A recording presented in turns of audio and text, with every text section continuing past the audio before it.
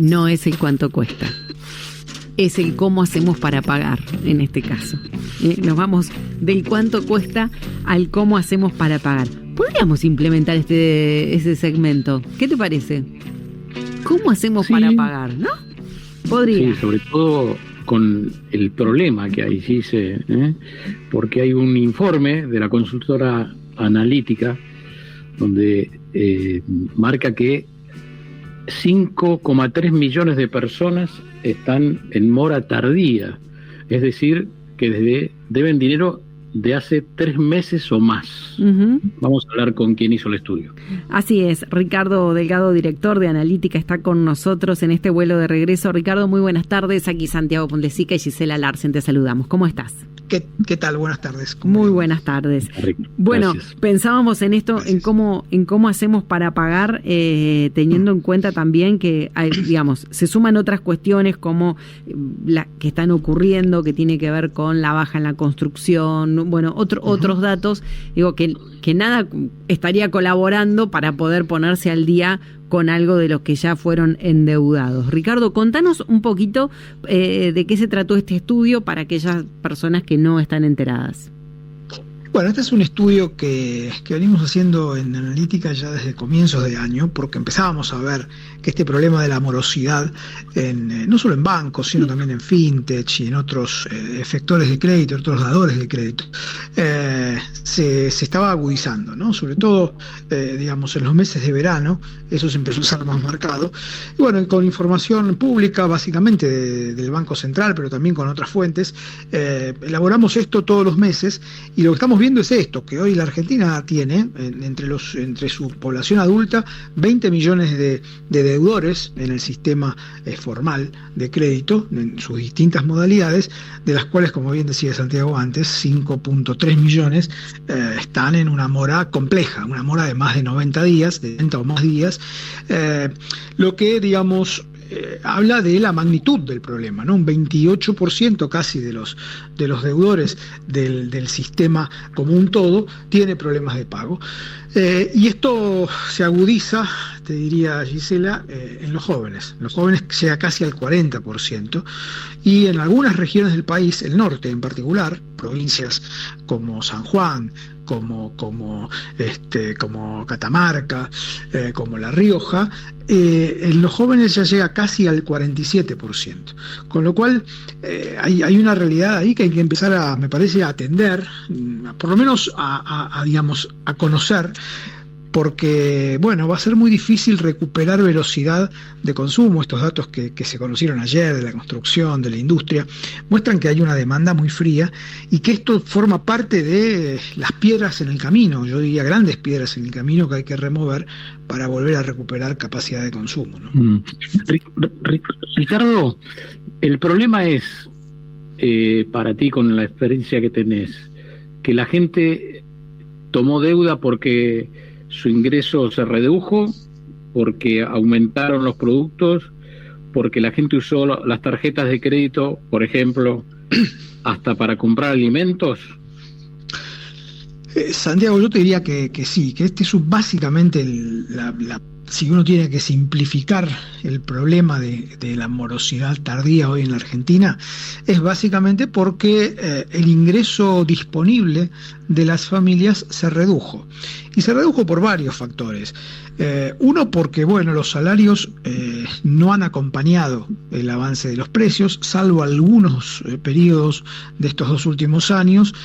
Hoy, en el acumulado, el salario real ha caído. Esto está claro, digamos, en más o en menos medida, dependiendo del sector, dependiendo la posición en una empresa o en un comercio, pero, digamos, en todos los casos el ingreso ha caído. Ahora, si a eso se le suma el hecho de que los costos fijos de las familias también han aumentado su participación en ese ingreso, porque hoy pagamos más las tarifas de luz, de gas, de agua, la prepaga, los otros servicios privados, el alquiler, internet, eso subió mucho más que la inflación en muchos casos, con lo cual, digamos, lo que queda para gastar es menor.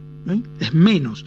Y entonces, para sostener niveles de consumo, bueno, mucha gente tomó deuda en tarjetas de crédito, digamos, créditos personales en bancos, en tarjetas de consumo que en muchas provincias existen, en las mutuales, en las casas de electrodomésticos. Todo eso está contemplado en el informe y es parte, creo yo, de una realidad que hay que mirar. Sin duda es una Argentina que hay que mirar, porque hay mucha disparidad en muchos, no solamente por edades, como decíamos antes, sino también por regiones, ¿no? Entonces, cuando uno se queda quizá en la mirada más bonaerense, o si se quiere capitalina porteña, en donde la morosidad es la más baja de todas, de todo el país, bueno, pierde algunas perspectivas desde el punto de vista de las distintas provincias, ¿no?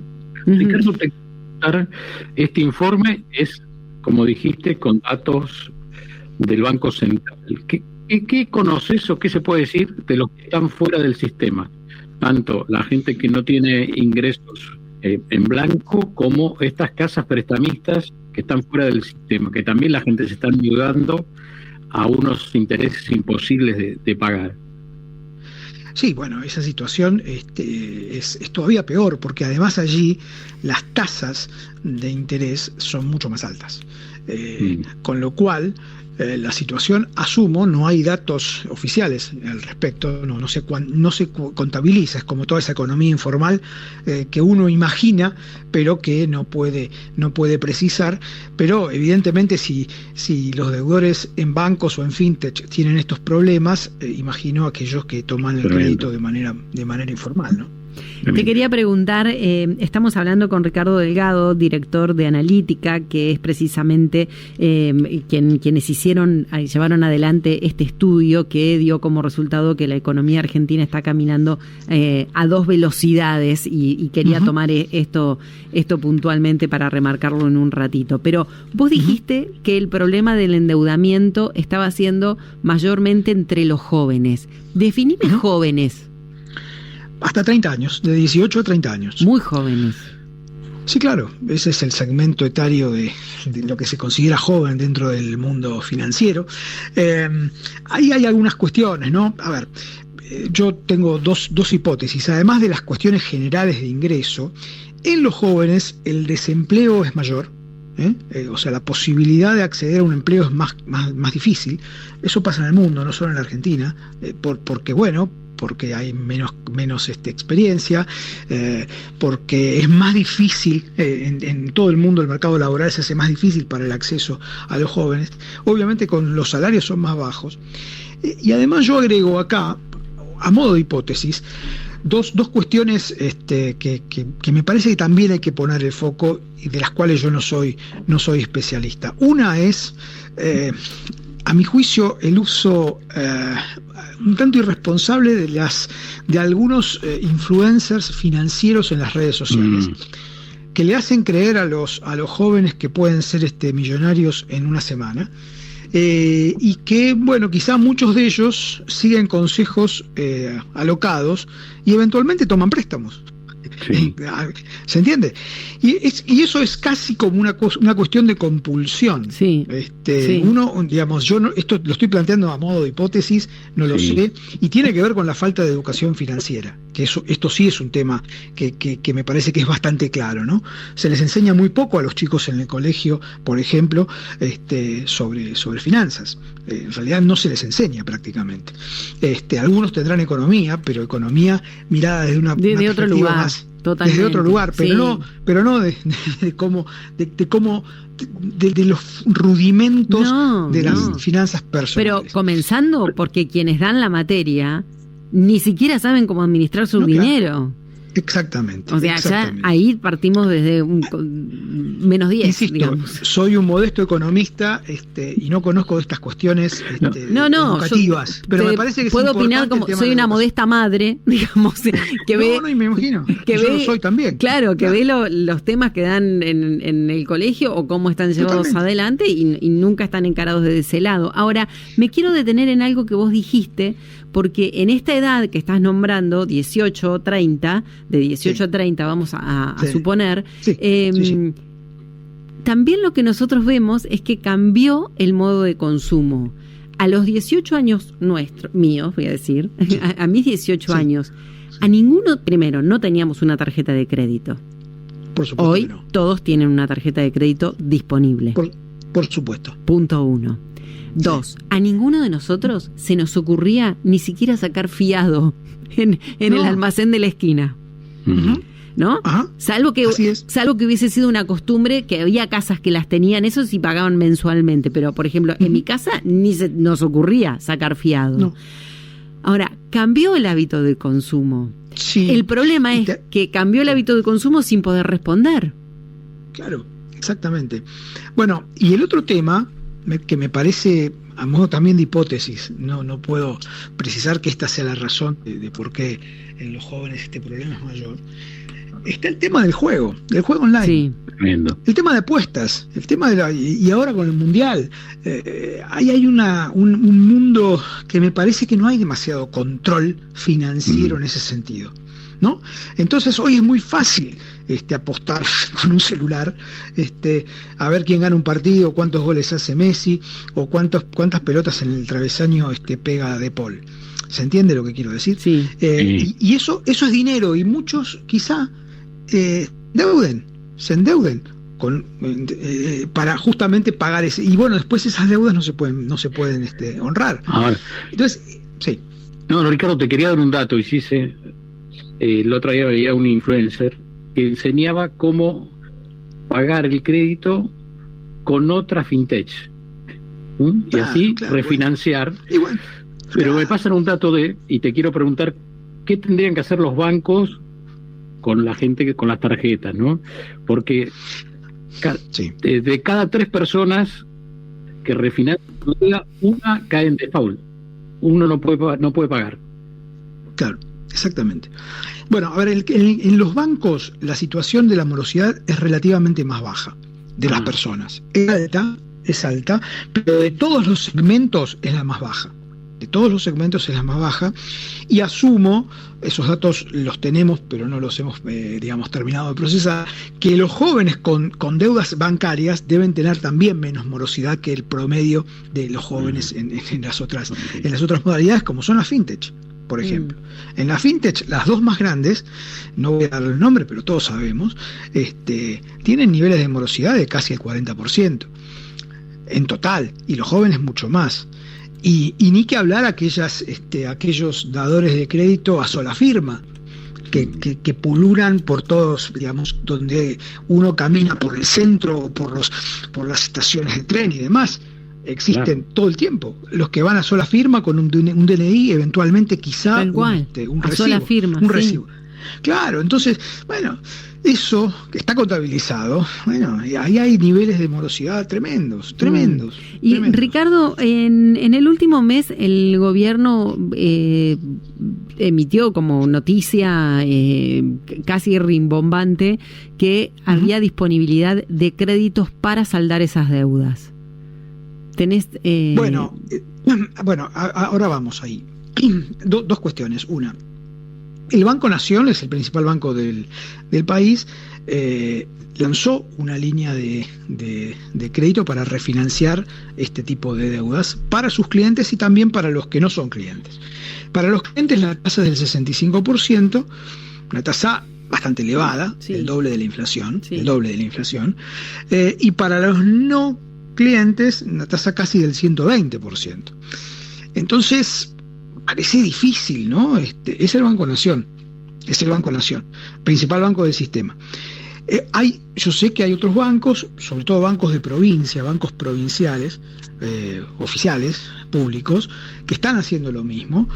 No conozco algunas de las condiciones, pero sé que hay un intento de empezar a mover esta pesadísima carga, como digo yo, una piedra en el camino para volver a crecer, porque, a ver, para sintetizar, hay 5.300.000 personas con estos problemas, que son 5.300.000 personas que van a quedar fuera del sistema si no pagan sus deudas. Y eso implica un golpe al consumo futuro, ya no solo al consumo presente, porque esa gente va a quedar tachada y va a quedar afuera definitivamente afuera. Y es un golpe difícil porque van a tener que vivir solamente con lo que generen de ingreso mensual, ¿no? Entonces es una situación complicada.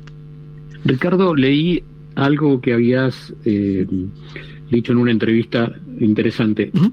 La economía argentina está caminando a 2 velocidades. Uh-huh. Sí, claramente. Hay una economía muy dinámica que la podríamos sintetizar en la cordillera, ¿no? La podríamos situar geográficamente en la cordillera de los Andes, en el gas y el petróleo en Neuquén y en Río Negro, algo en Chubut, todo lo que tiene que ver con la minería, digamos, de San Juan para el norte, y eso está caminando muy bien, y eso nos está generando ya y nos va a seguir generando divisas que son muy necesarias para que la economía argentina se normalice, se estabilice, ¿no? Y después, bueno, por supuesto está el agro, sobre todo el agro de la región centro, vinculado al maíz, que tuvo una gran cosecha, a la soja, que también está teniendo una gran cosecha, y es una buena noticia. Pero el agro está siempre, digamos, de alguna manera u otra. Sí, siempre. Si no hay clima negativo, el agro aporta siempre los dólares que hacen falta. Y después está lo que yo llamo la economía de los conurbanos, ¿no? La economía del conurbano de la ciudad de Buenos Aires, de Córdoba, de Rosario, de Santa Fe, del Gran Mendoza, en donde se concentra la mayoría de la industria, la mayoría de la construcción, la mayoría del comercio, y esos 3 sectores son sectores que están mostrando realidades difíciles, complicadas, con empleo.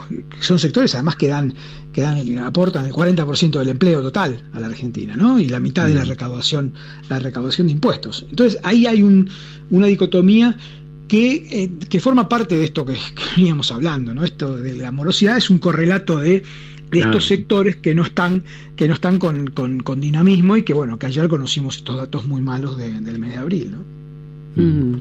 ¿Y por qué? ¿A qué se puede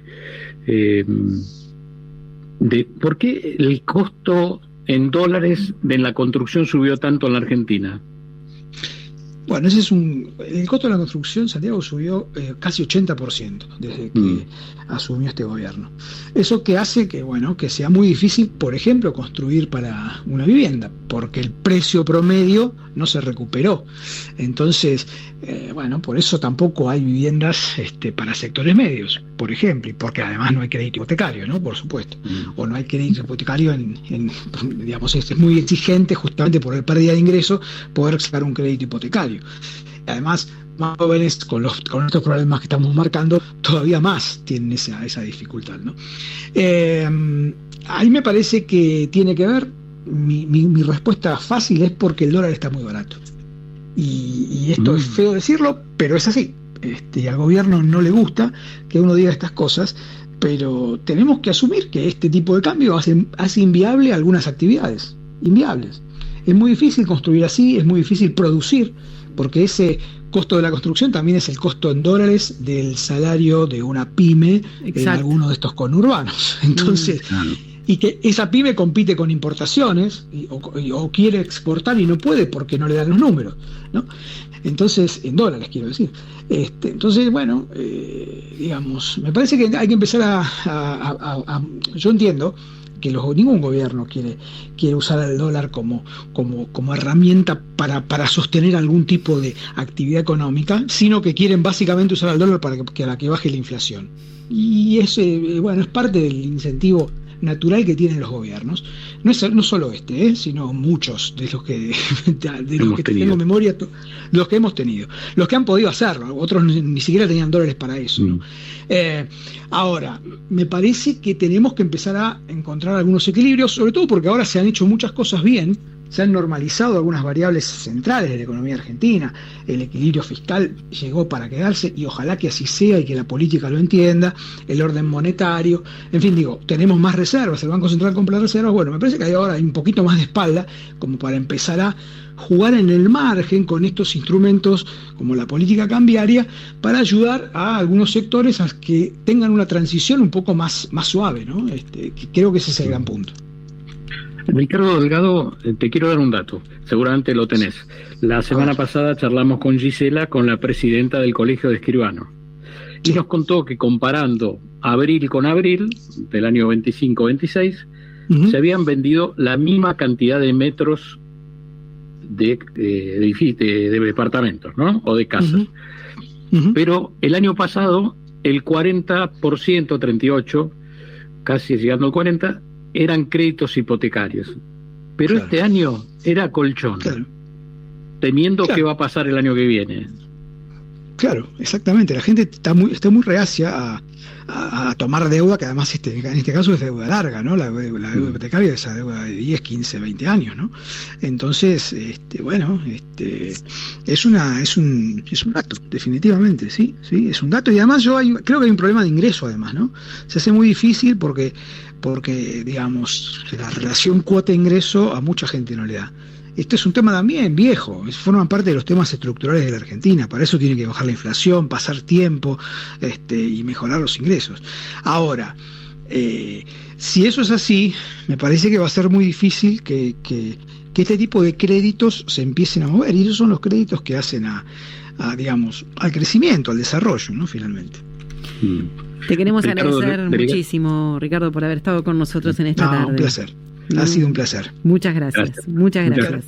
Ricardo Delgado, aquí con nosotros, bueno, contándonos un poco el informe que se llevó adelante, que se publicó, y obviamente, bueno, todo lo que tiene que ver con el desenvolvimiento de una persona hoy en estos días para poder pagar las deudas, o cómo se endeuda, o por qué se endeuda, y este dato que nos dejaba, que tiene que ver precisamente con el actuar de una persona entre los 18 y los 30 años, que son considerados los jóvenes en el área económica, y que de repente no tienen con qué responder. Hablábamos del cambio de consumo también en este tema. Así que bueno, aquí estuvo con nosotros, pasó con nosotros y nos dejó mucha información, Santi, mucha información para poder ir desglosando, te diría, porque todo esto tiene que ver con nuestra realidad, que yo creo que nos negamos a ver muchas cosas. En el área de la educación, ni te digo, hay una negación absoluta. ¿Cuándo vamos a empezar a cambiar un poco los programas para estar ayornados a la realidad? Ricardo Delgado, director de analítica, un economista, que hizo este estudio y que nos trajo los datos concretos.